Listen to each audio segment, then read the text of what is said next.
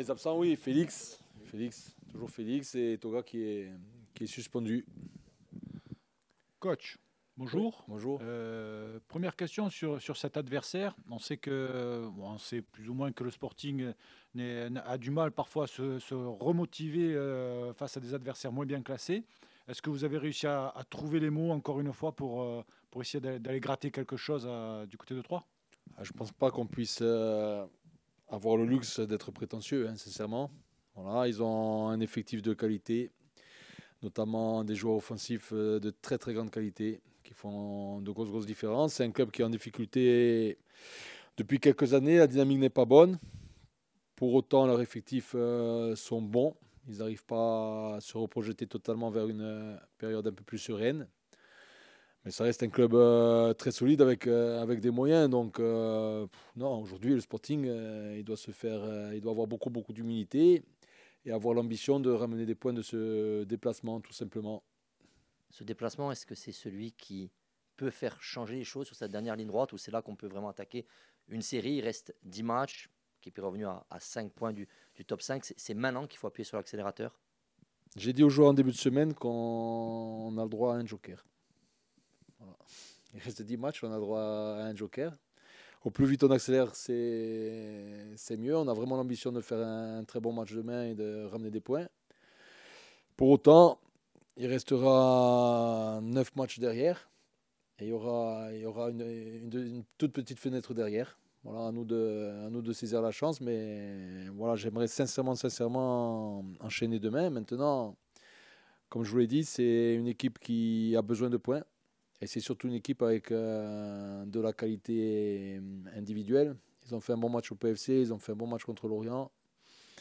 Les matchs, ils ne se jouent à rien, vous l'avez vu pour nous là contre le Red Star. Donc voilà, j'espère sincèrement que la force collective du Sporting fera qu'on ramènera quelque chose demain. Alors, enchaîner, vous ne l'avez plus fait depuis la troisième journée et le succès du côté du Stade Vélodrome à Martigues.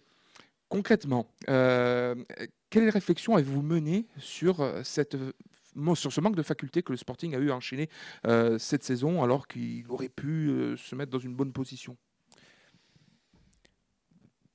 La réflexion, elle se tient toujours par rapport au contenu quand même. Voilà. Et on était toujours, j'en ai déjà parlé, j'étais toujours un peu entre deux, partagé entre le fait qu'il fallait peut-être quelque chose de différent, mais aussi pour le fait que les matchs ils étaient cohérents et corrects et que ça se jouait à peu de choses. Donc là, on n'est pas tout à fait dans le sprint final, mais on y arrive. Voilà, après la trêve internationale, on sera dans le sprint final. Il faut arriver placé. Voilà, je suis en réflexion par rapport au 11 de vendredi encore ce soir. Voilà, à moi de prendre les bonnes décisions pour ramener des points vendredi. Le fait qu'il y ait une rude concurrence, notamment avec les prêts aussi qui sont venus s'ajouter à ce nombre de joueurs offensifs, c'est peut-être ce qui force les joueurs à être encore plus décisifs pour pouvoir enchaîner. Plus décisif, je ne pense pas qu'ils avaient la volonté d'être moins décisifs avant. Maintenant, c'est sûr que le fait d'avoir un peu plus de concurrence, ça met en alerte. Et comme je l'ai dit à certains joueurs à la fin du mercato, ce qui était anormal, c'est la situation qu'on a vécue les 6 premiers mois en termes de concurrence, notamment offensive, puisqu'ils avaient quasiment la certitude d'être tout le temps dans le groupe. Maintenant, déjà pour être dans le groupe, il faut être performant.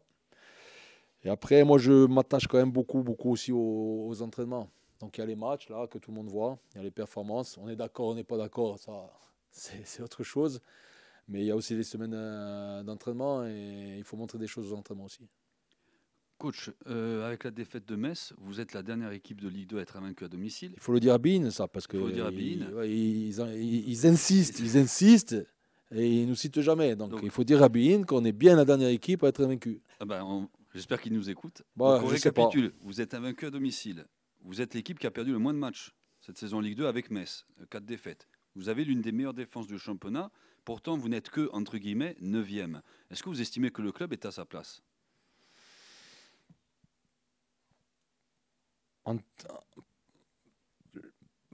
Question compliquée. Non, pas question compliquée. On est sur ce qu'on a fait, il nous manque quelques points. C'est la réalité. Voilà, c'est les 13 nuls qui nous font du mal. Pour autant, est-ce qu'on est à notre place? Moi, je dis toujours qu'un championnat ne ment pas. Mais le championnat, il ne ment pas à la 34e journée. Aujourd'hui, il peut y avoir encore des avancées ou des reculés. Mais il nous a manqué quelque chose pour faire un peu mieux auparavant. Maintenant, j'espère que sur cette fin de championnat, on va se corriger. C'est même pas se corriger, c'est encore avancer tout simplement, encore être plus performant. Mais on reste une équipe très solide. Après, sincèrement, je pense qu'on a plutôt bien travaillé quand même, globalement tout le club, pour faire un championnat aujourd'hui qui est plutôt correct, qui peut se transformer en bon championnat sur les 10 derniers matchs ou en championnat moyen. Voilà. Mais sur ce qu'on a montré depuis le début, il n'y a pas de raison qu'on finisse à l'envers. Maintenant, il faut faire toujours attention aux équilibres et garder les équilibres qu'on avait jusqu'à maintenant pour performer jusqu'à la fin. Dans le prolongement des questions des confrères, là, avec ces statistiques qui sont très bonnes, il y a aussi une frustration quand même, parce qu'il y a eu pas mal de points égarés dans les dernières minutes cette saison. C'est pas mal de points égarés. Au final, le Sporting, avec 4 ou 6 points de plus, serait 5e. Ça veut dire pour vous qu'il y a la possibilité sur ces 10 dernières journées d'aller chercher une place en play-off, parce qu'on sait que le rêve, c'est ce qui fait marcher le Sporting, c'est ce qui fait marcher ses supporters.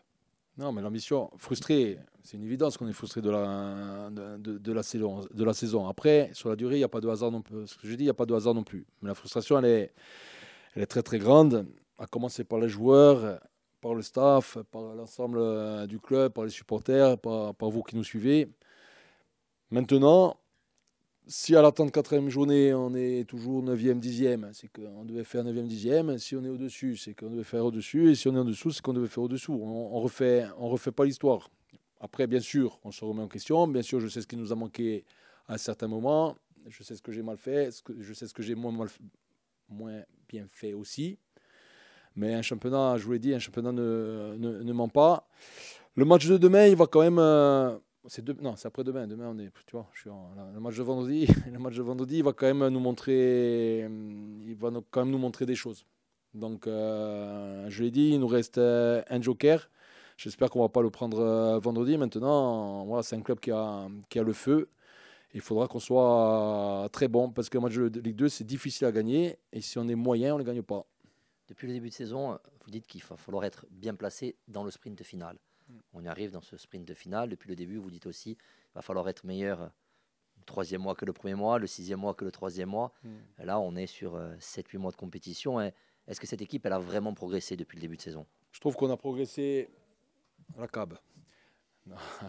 Je trouve qu'on a vraiment progressé. Je trouve qu'on a vraiment progressé dans la maîtrise collective, je trouve. Voilà, on a progressé.